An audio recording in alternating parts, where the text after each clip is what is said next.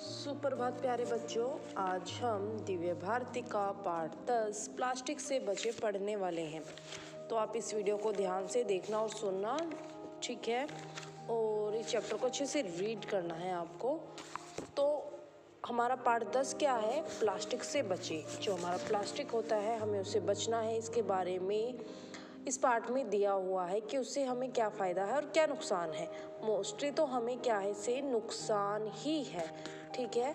तो क्या है, उन्होंने पाठ परिचय दिया हुआ है। सुबह से लेकर शाम तक हम प्लास्टिक का प्रयोग करते हैं, कि हम सुबह से लेकर शाम तक यानी कि मॉर्निंग टू इवनिंग क्या करते हैं, मोस्टली क्या करते हैं, प्लास्टिक का ही यूज़ करते हैं, प्रयोग करते हैं। आप भी प्लास्टिक की रंग बिरंगी चीज़ें कितनी सुंदर लगती हैं, परंतु ये हानिकारक होती है। क्या होती हैं? हानिकारक होती हैं। इस नाटिका में हम इसी के बारे में पढ़ेंगे कि आपको भी सबको क्या है, प्लास्टिक की जो रंग बिरंगी चीज़ें हैं वो क्या है, बहुत ही अच्छी लगती है, बहुत सुंदर लगती है। जैसे आपका ज्योमेट्री बॉक्स प्लास्टिक का है, टिफ़िन, ये सब कुछ प्लास्टिक से ही बना है, ठीक है। लेकिन ये हमारे लिए क्या है, हानिकारक है, हमें नुकसान देती हैं। तो इस नाटिका में यानी कि जो ये नाटक दिया हुआ उन्होंने, उसमें इसी के बारे में हम पढ़ने वाले हैं, ठीक है। तो अब हम स्टार्ट करते हैं।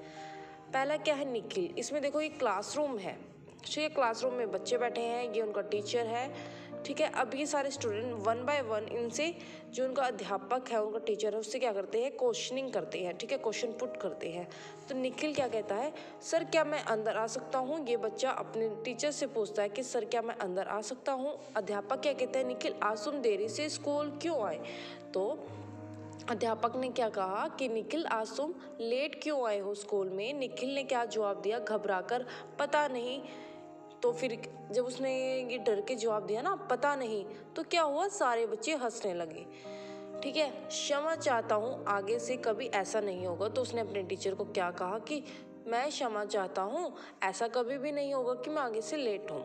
फिर उसका टीचर क्या कहता है, अध्यापक, चलो अंदर आ जाओ, परंतु एक बात बताओ, तुम अपनी पुस्तकें प्लास्टिक के बैग में क्यों लेकर आए हो?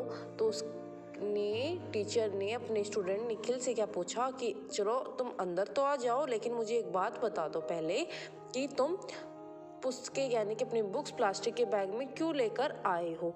क्या तुम्हें पता नहीं स्कूल में प्लास्टिक के बैग लाने की मनाही है? क्या तुम्हें पता नहीं है निखिल कि प्लास्टिक के बैग तो स्कूल में लेके ही नहीं आने? फिर निखिल क्या कहता है, आप ठीक कहते हैं सर, पर मेरे पिताजी की आय कम है, इसलिए उन्होंने मुझे प्लास्टिक का बैग ले दिया, क्योंकि प्लास्टिक का बैग सस्ता होता है। तो निखिल ने क्या उत्तर दिया, क्या जवाब दिया कि आप ठीक कहते हो सर, पर मेरे पिताजी की आय क्या है, कम है, यानी कि जो इनकम है वो कम है, उनकी सैलरी कम है, इसलिए उन्होंने मुझे प्लास्टिक का बैग ले दिया, क्योंकि जो प्लास्टिक का बैग है वो तो सस्ता आता है। तो उन्होंने क्या किया, मुझे प्लास्टिक का बैग दिया। फिर अध्यापक क्या कहते हैं, तुमने सही कहा, परंतु प्लास्टिक के बहुत नुकसान भी हैं। ये तो सही है कि वो सस्ता आता है, लेकिन क्या है, प्लास्टिक के हमें नुकसान भी हैं। बच्चों, क्या तुम्हें प्लास्टिक से होने वाली हानियों के बारे में पता है? फिर वो क्या पूछता है, क्या तुम्हें पता है कि प्लास्टिक के बैग से हमें हानियां होती हैं? सभी छात्र नहीं। तो जितने भी छात्र बैठे हुए हैं वो क्या कहते हैं, नहीं सर, हमें नहीं पता कि प्लास्टिक के बैग से क्या होती है, हानियां होती हैं। अध्यापक, चलो आज हम प्लास्टिक के बारे में बातचीत करें। तो क्या कहते हैं कि आज हम किसके बारे में ही चर्चा करते हैं, बातचीत करते हैं, प्लास्टिक के बारे में ही करते हैं। सब बच्चे बड़े ध्यान से अध्यापक को सुनने लगते हैं। जो सारे बच्चे हैं वो क्या करते हैं, बहुत शांत होकर अपने टीचर की बात सुनते हैं। फिर क्या है, अध्यापक क्या कहता है, बच्चों, निखिल ने सच ही कहा है कि प्लास्टिक की चीज़ें सस्ती होती है। कि निखिल ने क्या कहा, सच बोला कि जो प्लास्टिक की चीज़ें हैं वो क्या है, सस्ती होती है, साथ ही सुंदर और टिकाऊ भी होती है। क्या होती है, साथ ही क्या होती है, सुंदर और टिकाऊ भी होती है। अब टिकाऊ क्या होता है, ज़्यादा देर तक टिकने वाला, यानी कि जो ड्यूरेबल होता है। इट मीन्स कि ज़्यादा चलने वाला, ज़्यादा इजीली टूटता नहीं है, ठीक है, उसे हम टिकाऊ कहते हैं। इसलिए आज हर जगह पर अधिकतर प्लास्टिक की वस्तुओं का प्रयोग होने लगी है, यानी कि हर जगह क्या होता है कि प्लास्टिक की चीज़ें यूज़ हो रही हैं। पहले बाज़ार में सामान कागज़ के थैलियों में मिलता था, परंतु अब सामान पॉलीथीन की थैलियों में आता है। क्या था, पहले के समय में क्या था कि बाज़ार में यानी कि मार्केट में जो सामान मिलता था वो हमें कागज़ की थैलियों में मिलता था, लेकिन अब जो सामान है हमें वो पॉलीथीन के बैग्स में मिलता है, यानी कि पॉलीथीन की थैलियों में मिलता है। ठीक है, फिर मोहित क्या कहता है बीच में बोलता हुआ, हाँ सर, मेरे घर में भी दूध की थैली से लेकर सब्जियां, दालें तथा अन्य सामान प्लास्टिक की थैली में ही आता है। फिर मोहित ने क्या उत्तर दिया कि हाँ सर, मेरे घर में ना दूध से लेकर हर चीज़ किस में आता है, प्लास्टिक की थैलियों में आता है, जैसे सब्जी, दाल, दूध, अन्य सामान जितना भी है वो सारा प्लास्टिक बैग में आता है। ऐसे ही अध्यापक, ये सच है कि प्लास्टिक के प्रयोग से हमारे जीवन में सुगमता आई है, यानी कि क्या आई है, आसानी आई है कि इजी हो गया हमें सब कुछ। ठीक है, लेकिन क्या आपने कभी इसकी कमियों के बारे में सोचा है? ठीक है, इससे तो मतलब आसानी तो आ गई, लेकिन क्या है, कभी आपने सोचा है कि इसकी कमियां क्या है? भावुक, फिर भावुक पूछता है, सर एक बार हमारे घर के सामने एक गाय मरी पड़ी थी। मेरे पिताजी ने बताया था कि इसकी मृत्यु पॉलीथीन की थैली खाने से हुई है। क्या ऐसा भी हो सकता है? तो भावुक ने क्या कहा, हाँ सर, मेरे घर के सामने ना एक बार है ना क्या मरी हुई थी, गाय मरी हुई थी। तो मेरे पिताजी ने क्या जवाब दिया कि ये इसने पॉलीथीन खाई थी तो इस वजह से इसकी मृत्यु हो गई, ये मर गई।